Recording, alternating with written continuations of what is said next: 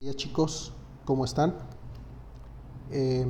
Bueno, vamos a hablar sobre el último tema que complementa la parte del plexo sacro y específicamente vamos a hablar el día de hoy sobre el nervio ciático, ¿no? Uno de los nervios que compone la activación de la mayoría de los músculos del miembro inferior, ¿no? El territorio que le pertenece sería una cara posterior de lo que es el muslo, la región femoral, la región glútea, y sería la región anterior y posterior de la pierna, formada por los huesos de tibia y peroné, y la región plantar y dorsal del pie. Es importante recordar que el nervio ciático está compuesto por raíces tanto del plexo lumbar como del sacro.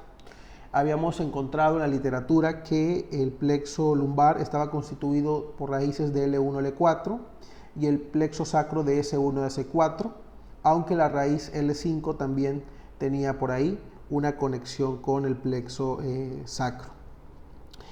Entonces, el nervio propiamente está formado por raíces de L4, L5, S1, S2, y en algunas literaturas vamos a poder encontrar que la raíz S3 le confiere algunas fibras. Este nervio, que en su mayoría lo vamos a estudiar por el componente motor, por la activación muscular, va a ser importante conocer su origen, que ya mencionamos, también su recorrido, algunos músculos, los principales que va a ir inervando, y hasta dónde va a ir concluyendo, ¿no? Hasta dónde va a discurrir. Muchas alteraciones, como hemos platicado, se van a generar sobre el nervio desde lo que es la columna, ¿no? Las famosas afecciones del raquis, ¿sí? Las radiculopatías, que pueden ser alteraciones en el agujero de conjunción, artritis, artrosis, desplazamientos vertebrales como la espondilolistesis, ¿sí? Puede haber rectificaciones, puede haber hernias discales, ¿sí?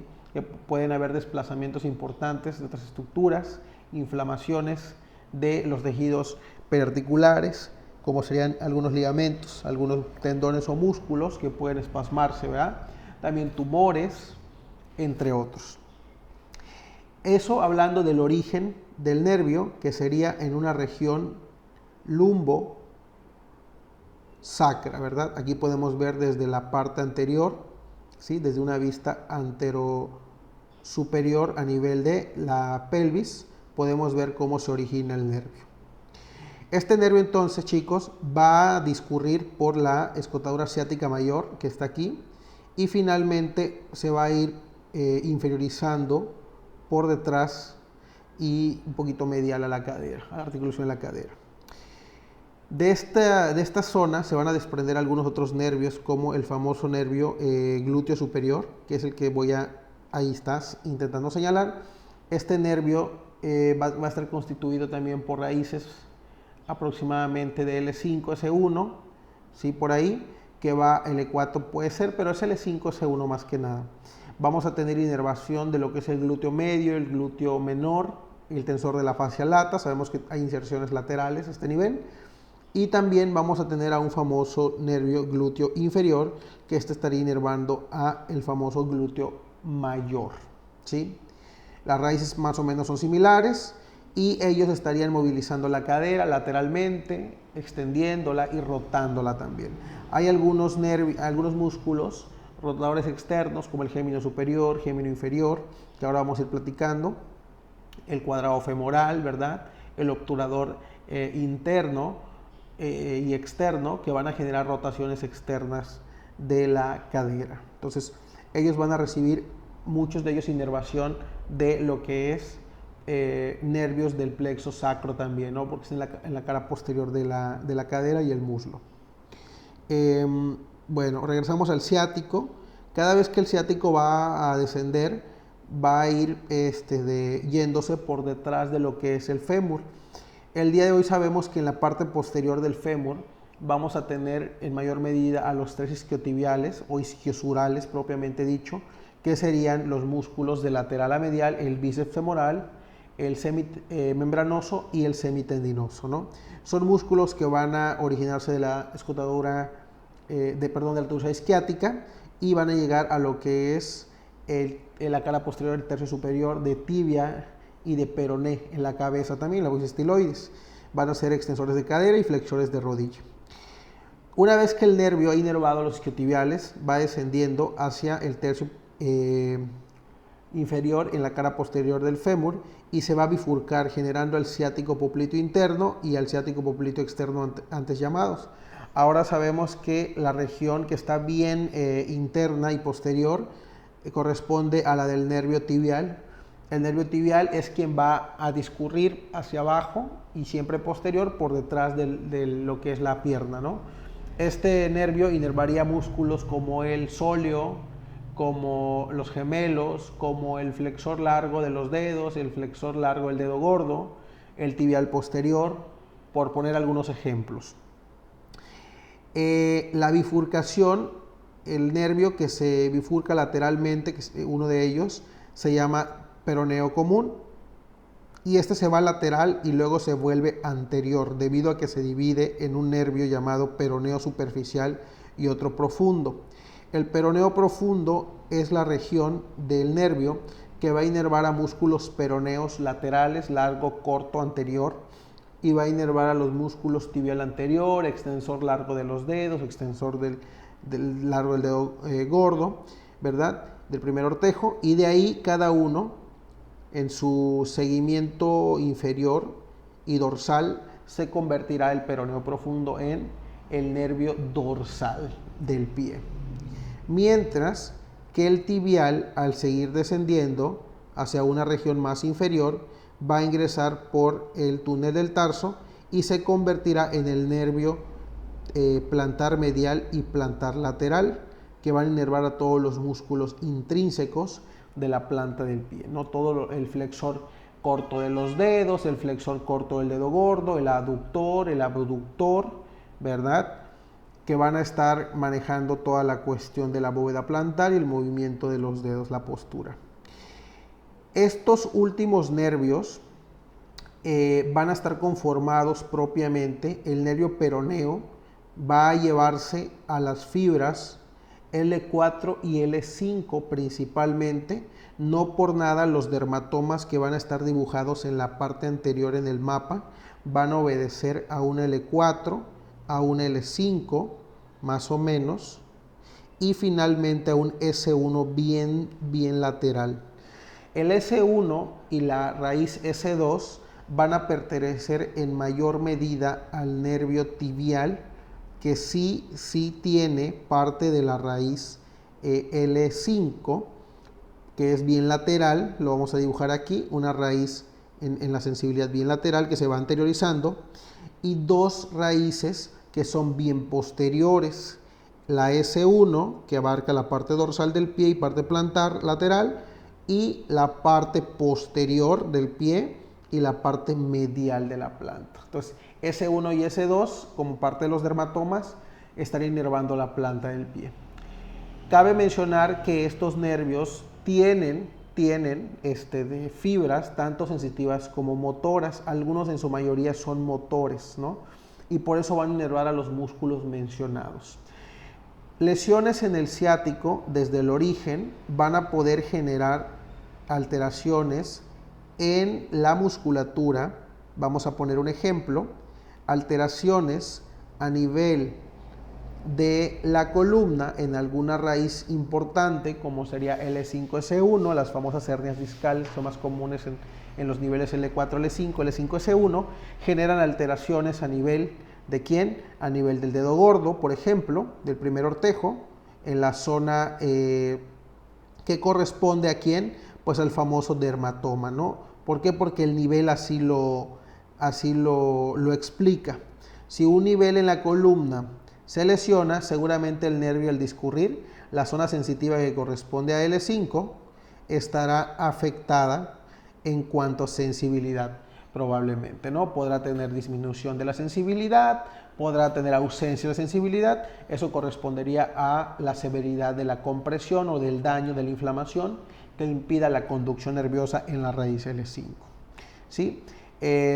También podríamos encontrar debilidad muscular en todos los grupos de nervios que estén compuestos por la raíz L5, si estamos hablando de la misma todavía.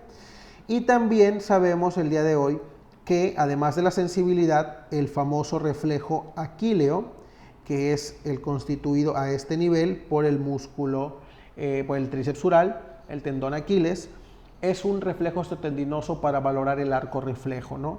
Es importante saber que la raíz que principalmente activa o que es la protagonista de este reflejo es la raíz S1.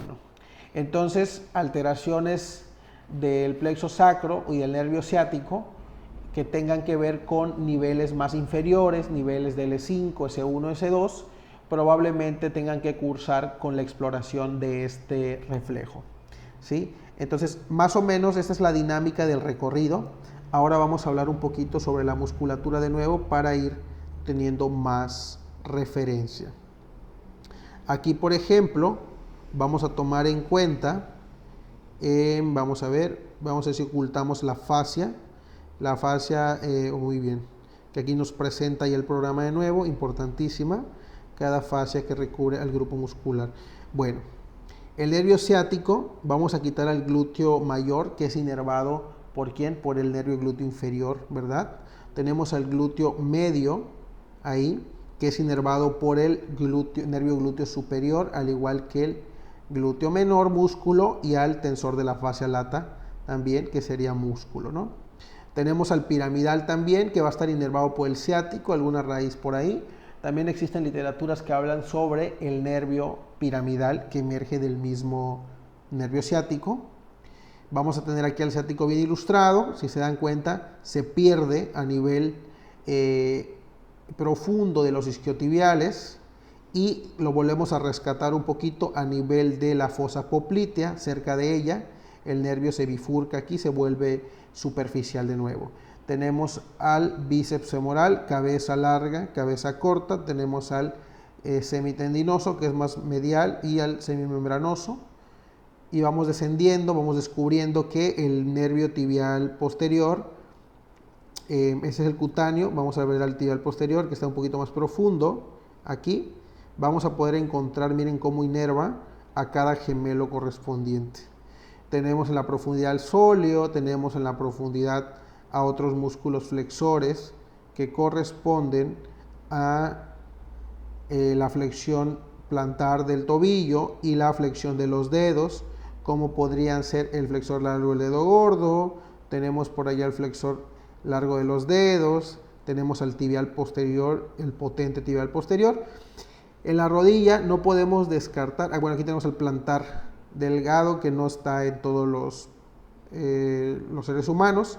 Tenemos el popliteo, ¿verdad? Ahí, que este popliteo está siendo inervado principalmente por el nervio tibial posterior también, aunque también hay literaturas que nos dicen que recibe ramas de la rama lateral, ¿sí? Tenemos en la zona anterior también, gracias al peroneo, ¿verdad? Común, que luego se va a bifurcar nuevamente en la zona lateral y anterior. Tendríamos por ahí algunos músculos como el peroneo lateral largo, ¿verdad? Y corto. Tengo ahí el corto. Voy a tener anteriormente al famoso tibial anterior. Tener por allá también el extensor largo de los dedos, el extensor del dedo gordo, ¿verdad? Hasta llegar a la zona plantar. Aquí vemos el pedio, el extensor corto, por ahí el extensor corto del dedo gordo. Tenemos por allá, importantísimo, aquí tenemos el peroneo anterior, ¿sí? Y en la zona plantar tenemos al ligamento y la fascia correspondientes. Tenemos al flexor corto, tenemos al abductor del meñique, tenemos al abductor del dedo gordo, tenemos al aductor del dedo gordo, perdón, aquí señalado, ahí está, perdón, flexor, y aquí está el aductor del dedo gordo, ahí está como que oblicuamente, ahí, y tenemos una parte profunda del flexor también corto de los dedos. Es por mencionar algunos de los músculos, pero hacen referencia a los nervios plantar lateral y plantar medial, ¿verdad? Que luego se van a denominar nervios interóseos, por así decirlo, que son de la zona metatarsal. y que luego van a ser digitales al llegar a la zona de dedos. Lo mismo ocurre con una porción superior. Es importantísimo saber entonces que el nervio se puede dañar desde una región bien a nivel de columna, a nivel de la cadera posterior, porque puede ser comprimido a nivel de tabiques intermusculares, a nivel del piramidal, la famosa pseudociática, puede ser comprimido a nivel de los isquiotibiales también por un acortamiento, un trauma, una inflamación profunda o inclusive por algún tumor óseo. A nivel posterior podemos encontrar también alteraciones a nivel de la rodilla, por ejemplo el famoso quiste de Baker, que puede comprimir alguna de los dos nervios bifurcados a este nivel, ¿no? Dando, por ejemplo, parálisis y alteración de la sensibilidad en músculos inferiores. O sea que se comprime el tibial, se comprometería en músculos posteriores en pierna y plantares, el nervio peroneo, si fuera comprimido, se comprometería la motricidad extensora de lo que es el tobillo y dedos también, ¿no? La cara dorsal. Entonces, esto es básicamente lo que nosotros tendríamos que saber un poquito sobre el nervio ciático, el grosor del mismo, bueno, que es el más voluminoso en el cuerpo. Muchos toman como referencia el pulgar de cada ser humano, según su complexión, ¿verdad? El grosor del pulgar correspondería aproximadamente al tamaño del nervio.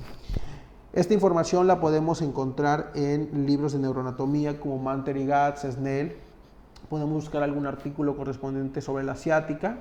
El día de hoy se sabe que los nervios pueden tener propiedades mecánicas, ¿verdad? Capacidades que pueden desarrollarse, el deslizamiento, la tensión, ¿verdad? La compresión también, y que obedecen a un grado determinado de tolerancia, y que una vez que son expuestos a un aumento de carga que supere, ¿verdad?, el rendimiento de esas capacidades, entonces el nervio empieza a presentar alteraciones sensitivas y motoras, que sería lo más grave, ¿vale? Entonces es importante la exploración del nervio en todo el recorrido, desde el origen, todas las intersecciones y todas las bifurcaciones que va teniendo, porque a veces las afecciones pueden ser a nivel de columna o, como mencioné, en zonas de tabiques intermusculares, en zonas articulares, por traumas, por tumores, por inflamaciones secundarias a enfermedades también, y que al final del día crean un ciclo vicioso.